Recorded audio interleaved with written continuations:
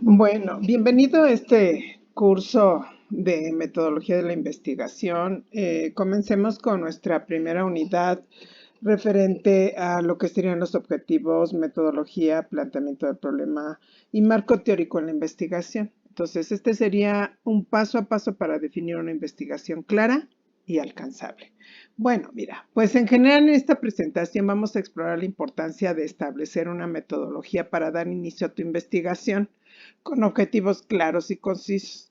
Ahora, el planteamiento y el marco teórico también son fundamentales. Entonces, comencemos viendo cómo formular objetivos generales y específicos, así como algunos consejos prácticos para garantizar que nuestros objetivos sean alcanzables y relevantes.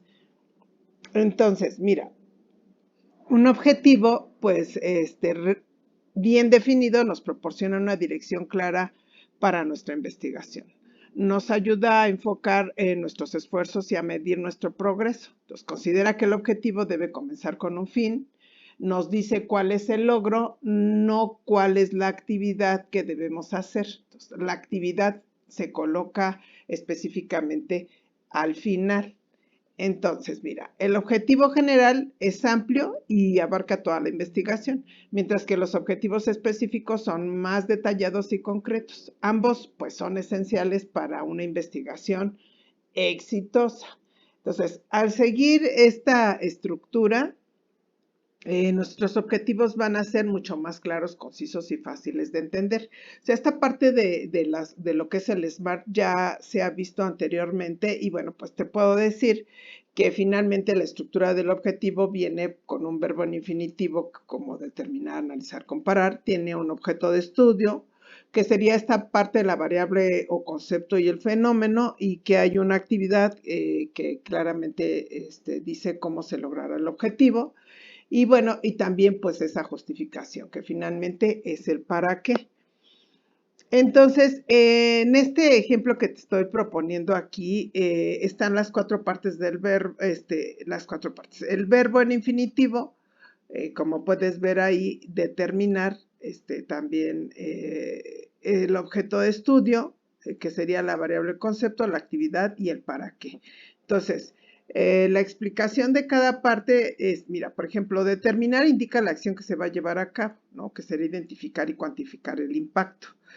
Si vemos que el objetivo es determinar el impacto del uso de redes sociales en la autoestima de adolescentes entre 13 y 17 años a través de un análisis comparativo de encuestas y entrevistas con el fin de diseñar estrategias de prevención del ciberacoso. Entonces, el objetivo está claramente identificado.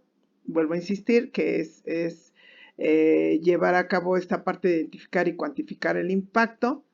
El impacto del uso de las redes sociales en la autoestima de adolescentes se especifica, pues, el fenómeno a estudiar, es decir, la relación entre el uso de redes sociales y la autoestima de un grupo poblacional particular. A través de un análisis comparativo de encuestas y entrevistas, pues describe la metodología que se empleará para alcanzar el objeto, en este caso, la recolección y el análisis de datos cualitativos y cuantitativos. Ahora, con el fin de diseñar estrategias de prevención del ciberacoso, pues justifica la importancia del estudio señalando que los resultados servirán para desarrollar intervenciones que protejan a los adolescentes. Ahora, el medio serían los métodos e instrumentos. Mira, por ejemplo, aquí. Analizar la relación entre el nivel de estrés percibido y el rendimiento académico en estudiantes universitarios de primer año a través de una recolección estadística con el objetivo de proponer estrategias de apoyo académico y emocional. Pues ahí están también enfocadas las cuatro partes, ¿no? Entonces, los objetivos dependen de las actividades que debes de hacer. Entonces, la pregunta también depende de las actividades y los objetivos. Entonces,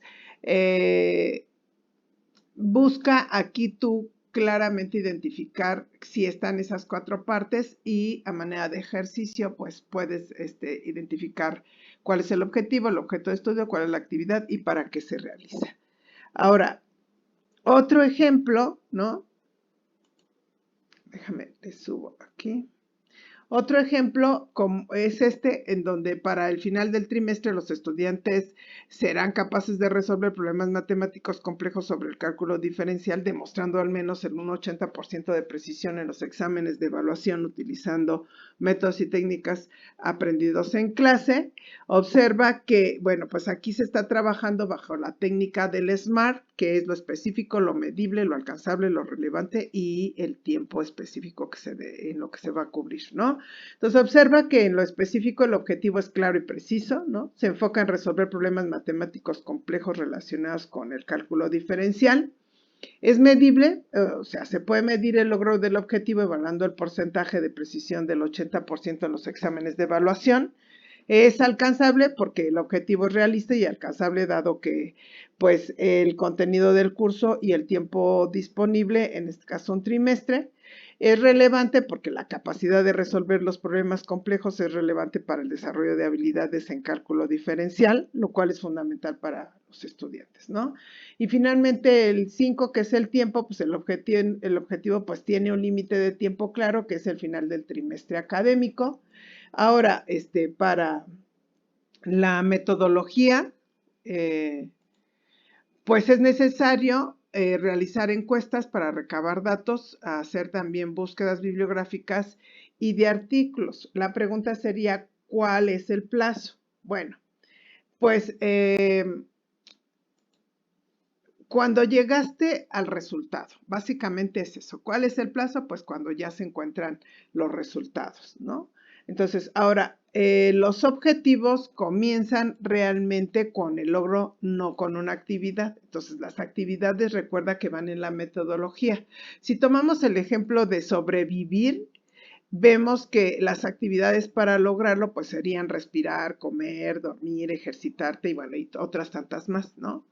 Esas serían las actividades que se llevan del objetivo sobrevivir.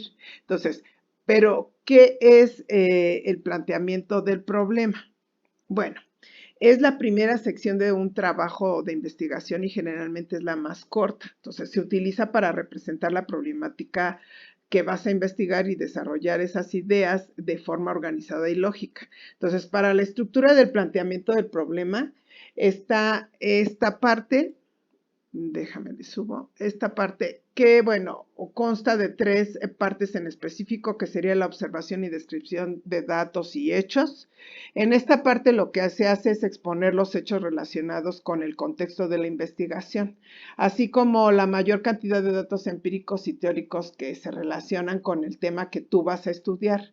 El objetivo realmente es fundamentar la ausencia de información referente al tema que se desea investigar. Ahora, referente a lo que es el hallazgo del problema, a continuación pues se expresa el descubrimiento de inconsistencias sobre el reconocimiento que se tiene del tema. Para que tú expongas dichas inconsistencias, se presentan datos empíricos o teóricos que se contradigan entre sí. Pregunta de investigación, que esa es la más compleja, ¿no? Y que finalmente, bueno, pues se formula esta pregunta de investigación que surge del problema que tú vas a o que encontraste, ¿no? Entonces, esta pregunta debe de ser muy clara y precisa y debe guiar el resto de la investigación. La pregunta sería ahora, ¿qué hacemos para desarrollar el planteamiento del problema? Bueno, pues llegamos a cabo estos tres pasos, que sería establecer el tema de la investigación. Tendrías que elegir el tema sobre el cual se va a realizar la investigación. Tendrías que dar a conocer el contexto de esta investigación, es decir, describir el lugar, el tiempo y el modo en que ocurren los datos y los hechos relacionados con el tema que tú vas a elegir. Tendrías que formular el problema y la pregunta de investigación. Esto sería exponer de qué manera se va a afrontar esa investigación, cuáles serían las características del trabajo que se va a realizar o que tú vas a llevar a cabo y la necesidad de elaboración del mismo. Entonces, veamos estos dos ejemplos. En este primer ejemplo, hablamos de la contaminación ambiental en la Ciudad de México.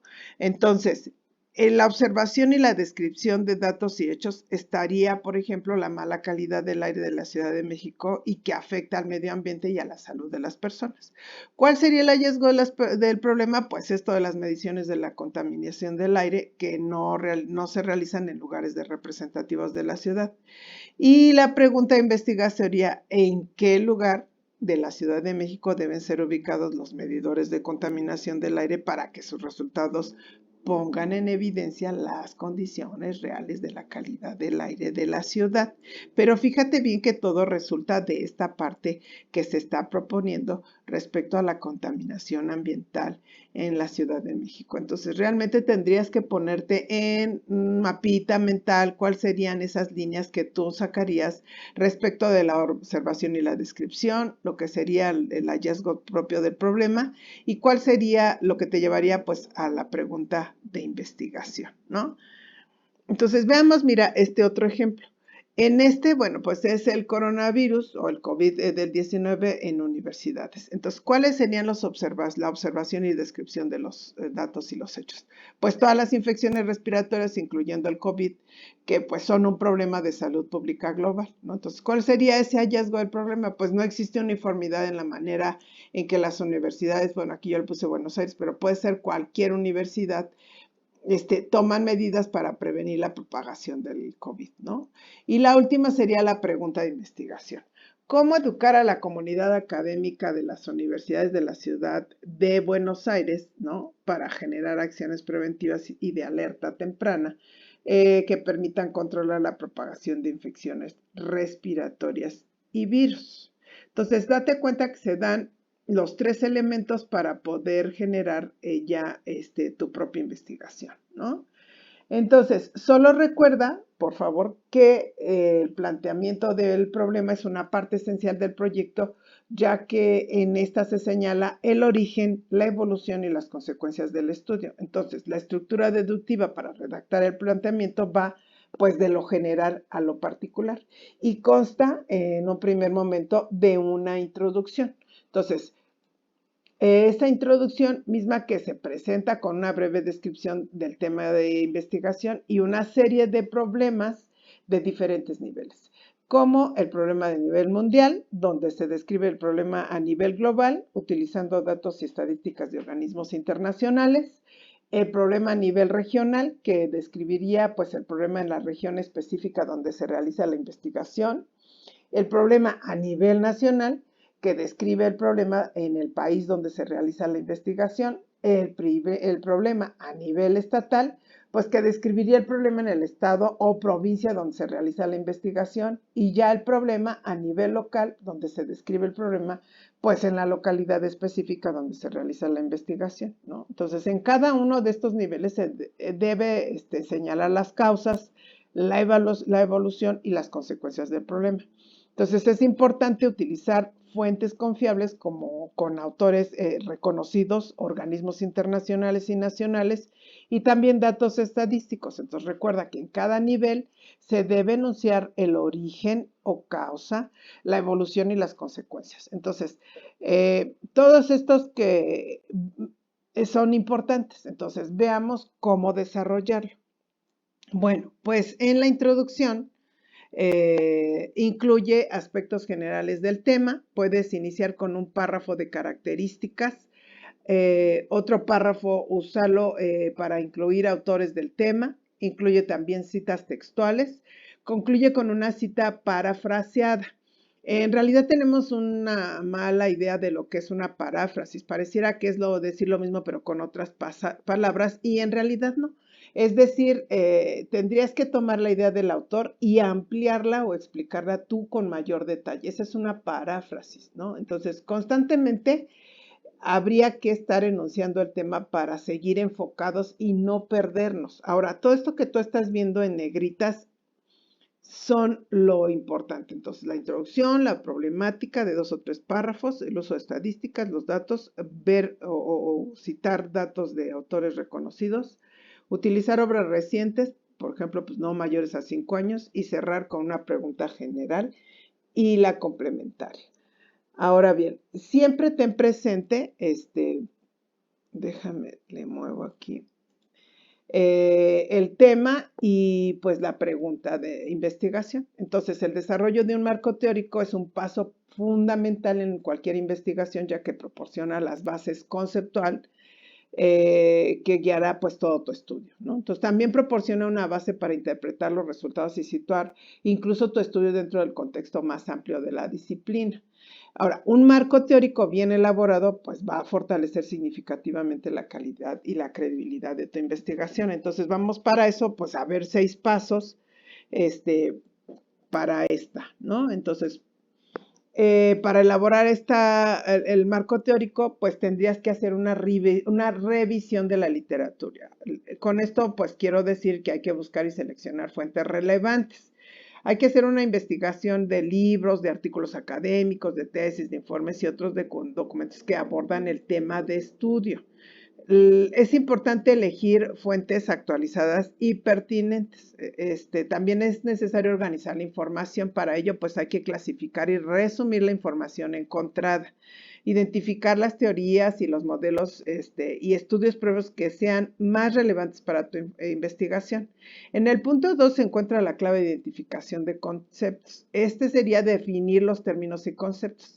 Debes asegurarte de que todos los términos y conceptos clave están claramente definidos. Esto te va a ayudar a evitar ambigüedades y asegura una comprensión común de los términos utilizados en la investigación, ¿no? Entonces, la relación entre conceptos te va a ayudar a analizar cómo se relacionan los diferentes conceptos entre sí. Esto puede incluir la creación de diagramas o mapas conceptuales que muestren estas relaciones. Entonces, para llegar al tercer punto, que sería la selección de teorías y modelos, es necesario que revises las teorías y los modelos existentes. Para ello, pues tendrías que identificar las teorías y los modelos que son más relevantes para el problema que estás investigando. Esto puede incluir teorías específicas de la disciplina, así como teorías interdisciplinarias. Entonces, evaluar la aplicabilidad sería evaluar pues, lo relevante para el problema de investigación, ¿no? Esto puede incluir pues todas las teorías específicas, ¿no? Como ya te decía. Ahora, en el punto 4, que es la construcción del marco teórico, habría que integrar la información, es decir, combinar la información obtenida de la revisión de la literatura, la definición de los conceptos y la selección de teorías y modelos en una estructura coherente, ¿no? Porque hasta ahí llevábamos en el punto 3. Ahora, el marco teórico debe proporcionar una base sólida que sustente la hipótesis y las preguntas de investigación.